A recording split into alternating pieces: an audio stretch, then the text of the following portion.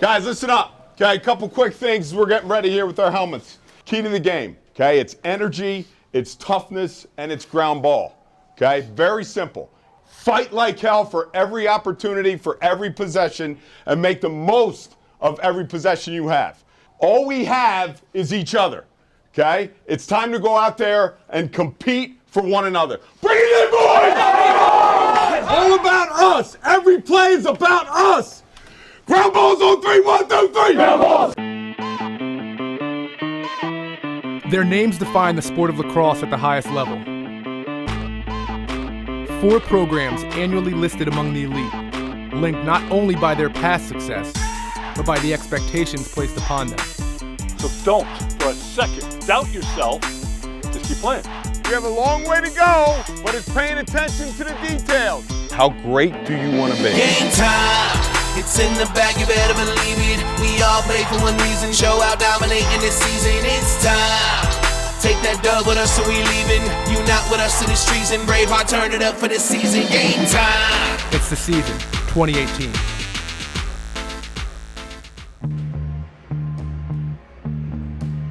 It's been nearly 6 months since preparations first began for the season.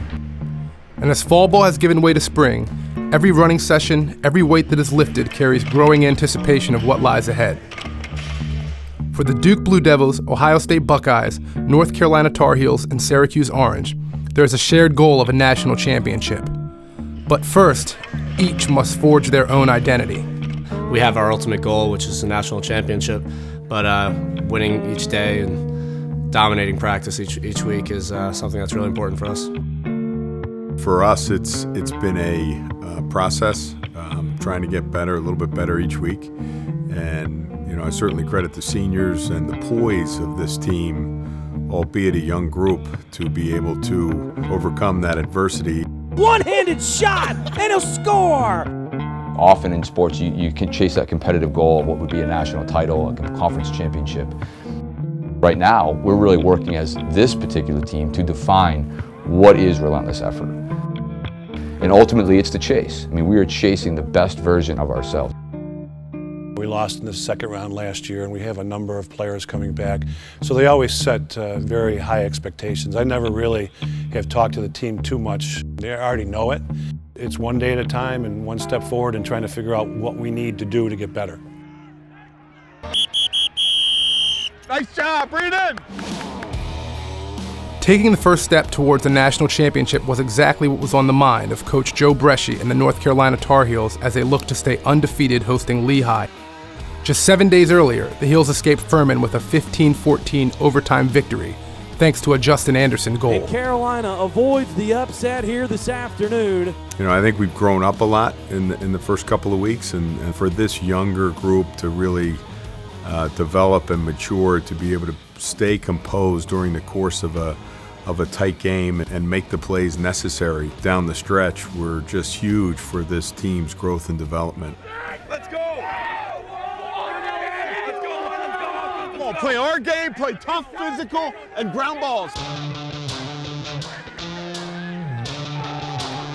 And as the game began, they wasted little time asserting themselves. Yay, just with one hand. Tell me how you stop this. Threading the needle far side. That was some heat there. High hardwood. Keep the pressure on, keep playing smart. You guys are doing great, man. Keep it up. And Cloutier makes it 10-9. UNC kept a slim lead deep into the second half, but with 3 minutes left, Lehigh went ahead for the first time in the game. And Pettit's got 4 goals, and Lehigh has taken the lead, 11-10. There's no rush, all right? We have 2-3 minutes to score the tying goal. There's no rush. Tough conditions right now, cold and rainy. Timmy Kelly, the Tar Heels, just like that with the answer. Great job, Mike. Hey, way to go. Great job. As overtime got underway, North Carolina leaned on both their experience and the strategy that earned them the win just a few days earlier. Wouldn't mind winning a great pass, open and in. Perry's got 4, sticks in the air. The Tar Heels win again in OT. We just went through this a week ago against Furman. We brought it in the huddle. I said, look, we're going to win the draw, call timeout, and score the game winner. And lo and behold, it came true. Just proud of how hard they're fighting for each other. 1, 2, 3. Rah, Lehigh. With the win, the Tar Heels remained unbeaten at 3-0. Down the road in Durham, the top-ranked Blue Devils were preparing for their biggest early season test against number 3 Denver. We feel like we, as a group, haven't accomplished what we want to. Some individual accolades here and there. It's not why we came here. We came to Duke to win. This senior class and this team has never beaten Denver, so that was one of our goals of the season is take down Denver and give the team confidence that you can play with anyone in the country. The two powerhouse programs went toe-to-toe in the first half. Smith to the middle, shoots, and scores! Here comes Morano, streaking toward the cage, and he beats Fowler, and Denver with a 4-1 lead. Gutterding with his first tally of the evening. But in the second half, it was Denver who took the upper hand. Ethan Walker, the goal is good, and that is 5 for Ethan Walker. Colton Jackson with a hammer. Walker with a great feed. That's a dagger for Denver. Duke's defense, no head on a swivel, not communicating. Down 12-8 after 3 quarters, Duke players had a critical question to ask themselves. There are two ways a team could go in that. You can kind of cower back and curl up, or you can turn and fight back. You guys are afraid to make plays. Step up and play the game. All right? That's what you're not doing.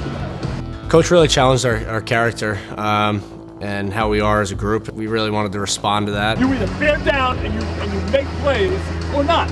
You got to take a deep breath and figure it out and say, I am not going to allow that to happen going forward. And give it all you got for 15 minutes. 2, 3, 1, 2, 3. The answer came in the form of a new face, freshman Joe Robertson. Gutterding feeds the middle, and a shot to score from Robertson, the freshman.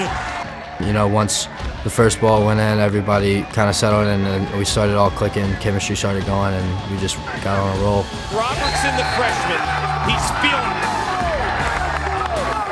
Gutterding beats Reddy. Conley capitalizes with the goal and the momentum to the Blue Devils. Robertson gives Duke the lead. Coming of age against number 3 Denver. When the dust settled, 7 consecutive goals, including 4 by Robertson, gave the Blue Devils a 15-12 victory and validated their top spot. It was enough to put them in a dancing mood. Making that comeback in the fourth quarter was big, and it showed a lot of character out of guys on our team. That's something that was really important to us, showing people that we can fight back, and even if we're down, we're definitely not out of it. That's really fun when you see the whole team working together to scrap out a victory.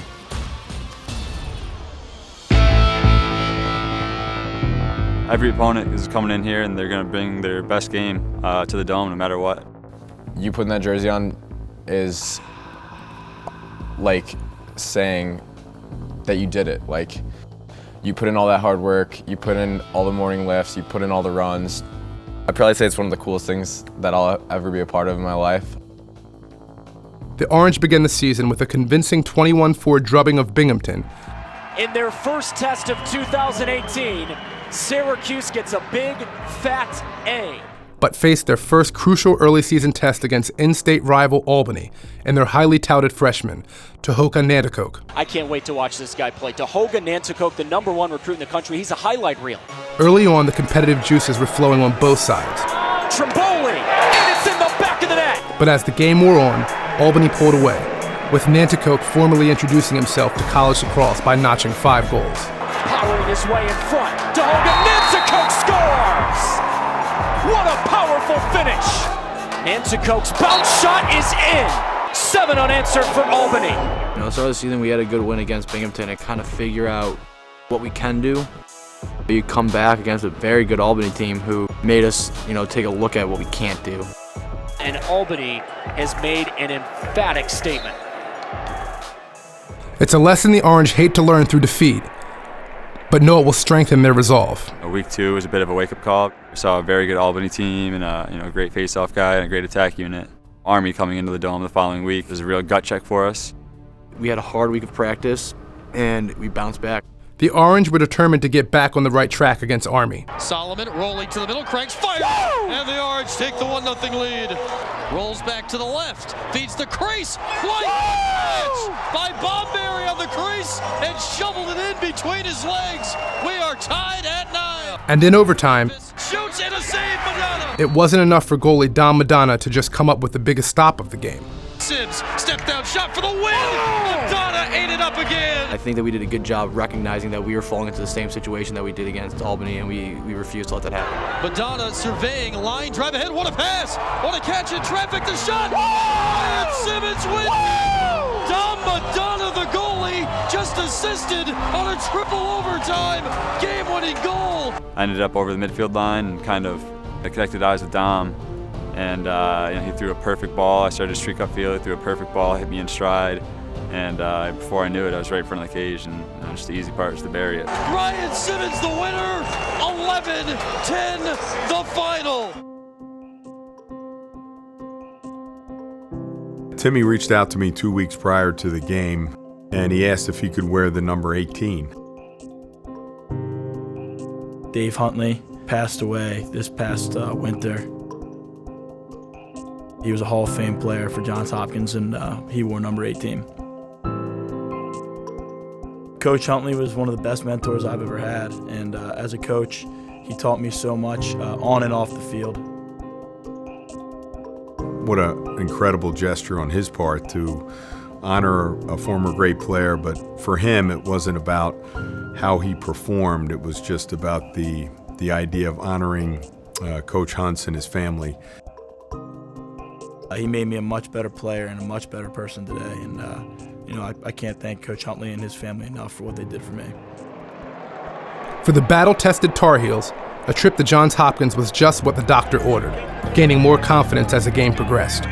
This is a very dangerous top six for Carolina, and Tanner Cook on cue.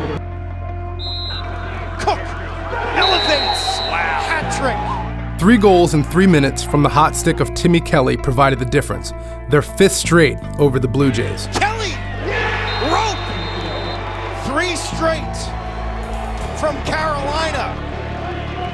Timmy Kelly is taking this ball game over. I don't know necessarily if there's going to be a way to top it other than winning a national championship. I mean, every win's special, and that one was extra special, getting to wear Coach Huntley's number on Homewood Field. It was definitely a special moment for me, and one that I'll remember forever. It's been said that sports don't build character, it reveals it.